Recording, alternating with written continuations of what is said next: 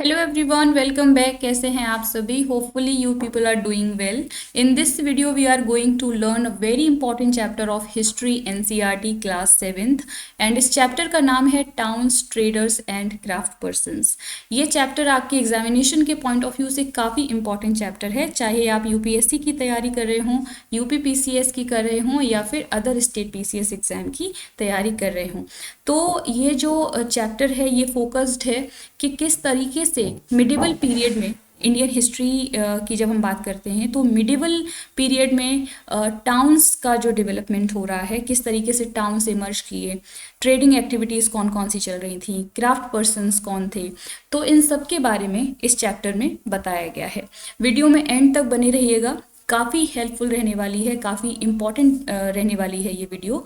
So and तक बने रहिएगा और आपको बहुत कुछ यहाँ पर सीखने को मिलने वाला है। मिडिवल पीरियड में जो टाउन्स हैं वहाँ पर जो ट्रैवलर्स जा रहे हैं इन टाउन्स में, तो उनको क्या क्या एक्सपेक्टेशन थी वहाँ पर मिलने की, क्योंकि मिडिवल पीरियड जहाँ पर माना जा रहा है कि सोसाइटीज़ उतनी डेवलप नहीं हुई होंगी। जो अभी जिस तरीके से आपको टाउन्स का जो नेचर दिखाई देता है वो मिडिवल पीरियड में शायद नहीं रहा होगा। तो उस टाइम के ट्रैवलर्स को क्या एक्सपेक्ट था वहाँ पर टाउन्स में, उनको कौन कौन सी एक्टिविटीज़ देखने को मिल सकती हैं, और ये डिपेंड कर रहा था कि टाउन का नेचर कैसा है। क्या वहाँ पर जो टाउन है वो रिलीजियस सेंटर है, क्या फिर कमर्शियल सेंटर के तौर पर वो डेवलप हुआ है। मिडिवल पीरियड में ये देखा गया है कि जो बहुत सारे टाउन्स ऐसे थे जहाँ पर कंबाइंड फंक्शंस थे, जैसे कि वो एक एडमिनिस्ट्रेटिव सेंटर्स भी थे, टाउन टेम्पल टाउन्स भी थे, centre of commercial activities, craft production भी वहाँ पर हो रहा था। और इसका एक बहुत ही इम्पॉर्टेंट एग्जाम्पल इस चैप्टर में दिया गया है, जो कि है कैपिटल ऑफ चोलास। जो चोला डायनेस्टी का जो उदय हुई थी, यानी कि जो इमर्ज की थी 8th सेंचुरी में, 8th to 9th सेंचुरी में, तो उस टाइम पर उनकी जो कैपिटल सिटी थी तंजावुर। और ये बहुत ही एक इम्पॉर्टेंट एग्जाम्पल है एक एडमिनिस्ट्रेटिव सेंटर का। और ये जो सिटी है तंजावुर, इसके पास से कावेरी रिवर फ्लो कर रही है अभी भी, और जो कि एक पेरेनियल रिवर है। पेरेनियल रिवर का मतलब होता है कि ये जो रिवर है थ्रू आउट द ईयर यहाँ पर फ्लो कर रही है। यहाँ पर एक टेम्पल बिल्ड करवाया गया था किसके द्वारा? चोला डायनेस्टी के जो रूलर थे राजराजा, उनके द्वारा एक मंदिर बनवाया गया था जिसका नाम है राजराजेश्वर टेम्पल। काफ़ी इम्पॉर्टेंट ये टेम्पल है, जहाँ पर आपको इस मंदिर के अंदर शिवलिंग देखने को मिलती है, एक मैसिव शिवलिंग देखने को मिलती है, जिससे पता चलता है कि लोग वहाँ पर शिव भगवान की पूजा कर रहे थे। इसके अलावा मंदिर में मंडपास बनाए गए हैं, जो पैलेसेस हैं इस सिटी में उसमें मंडपास बनाए गए हैं, पवेलियंस, जहाँ पर जो किंग्स थे वो अपना दरबार लगाया करते थे इन मंडपास में, और अपने सब ऑर्डिनेट्स को ऑर्डर्स इशू किया करते थे। डिफेंस के पर्पज से आर्मी के लिए बैरक्स बनाए गए हैं, छावनी यहाँ पर बनाई गई थी इस शहर में। इसके अलावा ये जो टाउन है वहाँ पर आपको मार्केट देखने को मिलेगा, जहाँ पर लोग ग्रेन्स, स्पाइसेस, क्लोथ, ज्वेलरी को सेल कर रहे थे। एक तंजावुर एंड उरैयूर जो जगह है वहाँ पर वीविंग कम्युनिटी है जिसका नाम है सालिया। ये जो कम्युनिटी है ये क्या कर रही थी? क्लोथ प्रोडक्शन में इनका काफ़ी इम्पॉर्टेंट रोल था। और ये जो क्लोथ बनाते थे वो टेम्पल में, जो टेम्पल फेस्टिवल्स होते थे उनमें जो फ्लैग यूज़ किए जा रहे थे उसमें इस कॉटन को यूज़ किया जाता था। इसके अलावा किंग्स के लिए जो फाइन कॉटन होती थी वो भी इस कम्युनिटी के द्वारा बनाई जाती थी, और मासिस के लिए कोर्स कॉटन को ये बना रहे थे, प्रोड्यूस कर रहे थे। अब हम बात करेंगे तंजावुर जो है एक टेम्पल टाउन का भी इम्पॉर्टेंट एग्जाम्पल है। तंजावुर एक एडमिनिस्ट्रेटिव सेंटर भी है और एक टेम्पल टाउन भी है। जब हम बात करते हैं टेम्पल टाउन की, तो टेम्पल टाउन्स रिप्रेजेंट करते हैं अर्बनाइजेशन के एक इम्पॉर्टेंट पैटर्न को। और अर्बनाइजेशन क्या होता है? एक ऐसी प्रोसेस जहाँ पर सिटीज़ डेवलप कर रही हैं। ये जो टेम्पल्स हैं वो सेंटर पॉइंट होते हैं इकॉनमी एंड सोसाइटी के, क्योंकि जब हम बात करते हैं टेम्पल्स की, तो टेम्पल सिर्फ रिलीजियस एक्टिविटी का ही हब नहीं होते हैं। टेम्पल्स इकोनॉमी को बूस्ट करने में, सोसाइटी के लिए भी काफ़ी इम्पॉर्टेंट रोल प्ले करते हैं। और ये जो टेम्पल है इससे ये पता चलता है कि उस टाइम के जो रूलर्स थे उन्होंने जो मंदिर बनवाए थे उसका क्या पर्पस होता था।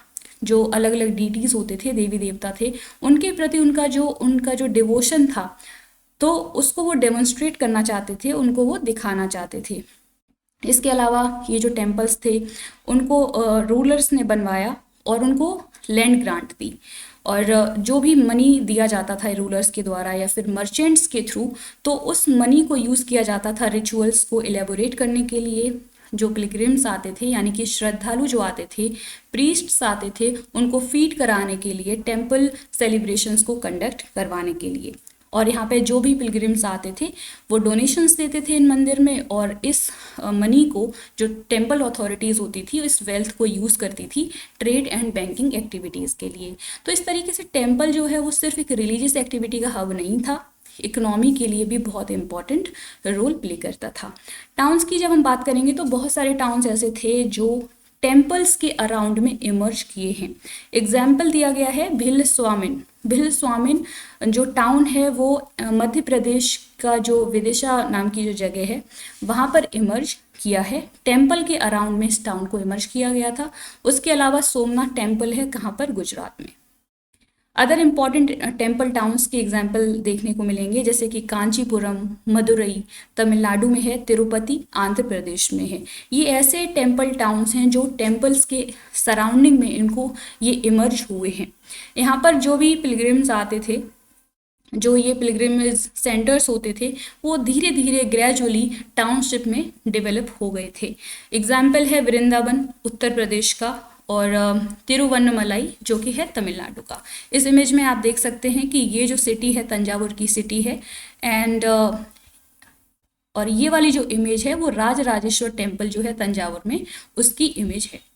अब हम बात करेंगे कि जो ये टाउन्स हैं उनका इमर्जेंस कैसे होता है। ये जो बड़े बड़े विलेजेस होते थे वही धीरे धीरे स्मॉल टाउन्स में कन्वर्ट होना स्टार्ट हो गए थे। यहाँ पर कमर्शियल एक्टिविटीज़ होने लगी थी, और मंडापिकास होती थी यहाँ पर, जो भी मंडापिका यानी कि अभी जिनको मंडी के नाम से जाना जाता है। और इन मंडापिकास में जो पास के विलेजर्स होते थे वो जो भी प्रोडक्शन करते थे गाँव में, उन प्रोडक्शंस को जो भी प्रोड्यूस करते थे उसको इन मार्केट्स में लाते थे और यहाँ पर बेचते थे आकर।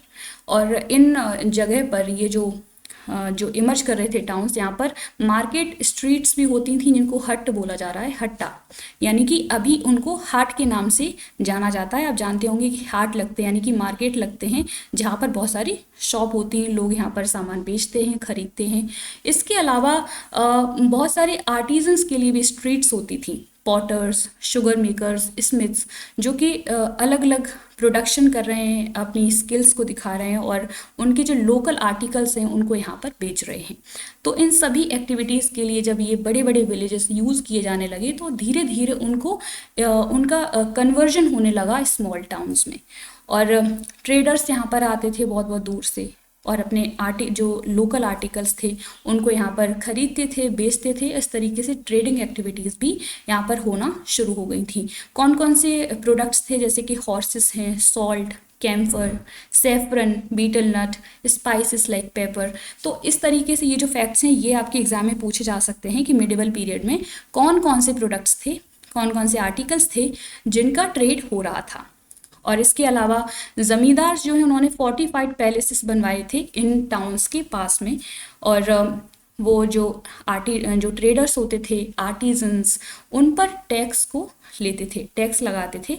और कभी कभी इन्हीं ट्रेडर्स को वो राइट दे देते थे कि आप इन जगहों से जो लोकल टेम्पल्स हैं इनसे आप टैक्स कलेक्ट करिए, और उनका जो शेयर होता था वो उनको दे दिया जाता था। इस तरीके से कमर्शियल एक्टिविटीज़ भी चल रही थी, इकोनॉमिक एक्टिविटीज़ चल रही थी, और टाउन्स एक रिलीजियस हब के तौर पर, तो कल्चरल एक्टिविटीज़ यहाँ पे हो रही थी उनके तौर पर तो ये यूज़ हो ही रहे थे।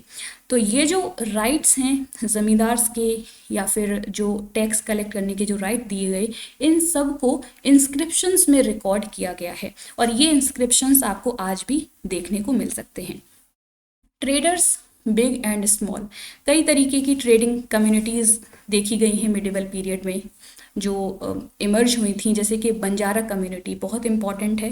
हॉर्स ट्रेडर्स होते थे जिनके अपने खुद के एसोसिएशंस होते थे, उसका एक हेडमैन होता था जो कि इन बंजारा जो ट्रेडर होते थे इनके बिहाफ पर काम करते थे, उनकी एक्टिविटीज़ को करते थे। एंड ट्रेडर्स, क्योंकि जो किंगडम है फॉरेस्ट है उनसे उनको होकर के गुजरना पड़ता था, दूर से आ रहे हैं ट्रेडिंग एक्टिविटीज़ के लिए, तो वो जनरली कारावंस में चल रहे थे, ग्रुप में चल रहे थे, और उन्होंने अपने कुछ गिल्ड बनाए थे अपने इंटरेस्ट को प्रोटेक्ट करने के लिए। गिल्ड क्या होता है? ट्रेडिंग एसोसिएशंस होते हैं। साउथ इंडिया में काफ़ी एग्जाम्पल्स देखने को मिलते हैं 8th सेंचुरी ऑनवर्ड्स, जैसे कि मनीग्रामम है। ये फैक्ट आपको यूपीएससी के एग्ज़ाम में पूछा जा चुका है। आप अगर प्रीवियस ईयर के क्वेश्चंस देखेंगे तो आपको देखने को मिलेगा कि मनीग्रामम एंड नाना देसी क्या है। तो ये दोनों ही ट्रेडिंग एक्टिविटीज़ के लिए गिल्ड बनाए गए थे, एसोसिएशंस बनाए गए थे, जिन्होंने पेनिनसुला वाला जो पार्ट है इंडिया का एंड इंडिया के बाहर साउथ ईस्ट एशिया, चाइना, यहाँ पर बहुत ज़्यादा ट्रेड किया था। इसके अलावा और भी एक्टिविटीज़ हैं, कम्युनिटीज़ हैं, जैसे कि चेटियार कम्युनिटी है, मारवाड़ी, ओसवाल हैं, जो कि काफ़ी इंपॉर्टेंट ट्रेडिंग ग्रुप्स थे और वो ट्रेड कर रहे थे। इंडिया का ट्रेड सिर्फ जो ट्रेडर्स थे वो इंडिया तक ही लिमिटेड नहीं थे, उनका ट्रेड रेड सी वाले जो जगह है वहाँ से हो रहा था, उन पोर्ट से हो रहा था trade. Persian Gulf, East Africa, South East Asia, China, इन सभी कंट्रीज़ के साथ इंडिया के ट्रेडर्स का ट्रेड हो रहा था। टेक्सटाइल, स्पाइसेस, इम्पॉर्टेंट प्रोडक्ट्स थे जो कि यहाँ से इंडिया से जाते थे बाहर, और एक्सचेंज में अफ्रीका से आइवरी आती थी, गोल्ड आता था, एंड साउथ ईस्ट एशिया से आपको टिन, चाइनीज़, ब्लू पॉटरी, ये सभी चीज़ें बाहर से इंडिया में आती थी। इस तरीके से ट्रेडिंग एक्टिविटीज़ चल रही थी इन टाउन्स में। आपके लिए एक टास्क है कि आप लोगों को देखना है मैप में कि रेड सी किधर है, मैप पर कहाँ पर लोकेटेड है। Persian Gulf, East Africa, South East Asia, China, इन सबको आप लोग मैप में देखिए और किस तरीके से मिडिवल पीरियड की बात की जा रही है और वहाँ पर इतना एक्सटेंसिव ट्रेड हो रहा था, ट्रेडिंग कम्युनिटीज़ बनी हुई थी, तो ये आपको वहाँ पर देखने को मिलेगा। इसके अलावा अगर आप बात करेंगे वेस्ट कोस्ट की इंडिया की, तो वहाँ पर Arab, Persian, Chinese, Jewish, Syrian, Christian traders देखने को मिलेंगे। उन्होंने अपना सेटलमेंट कर लिया था, अपना घर बना लिया था इस पूरे रीजन को, एंड इंडियन स्पाइसेस, क्लोथ बेचे जा रहे थे रेड सी पोर्ट्स में, और उनको खरीद कौन रहा था? Italian traders.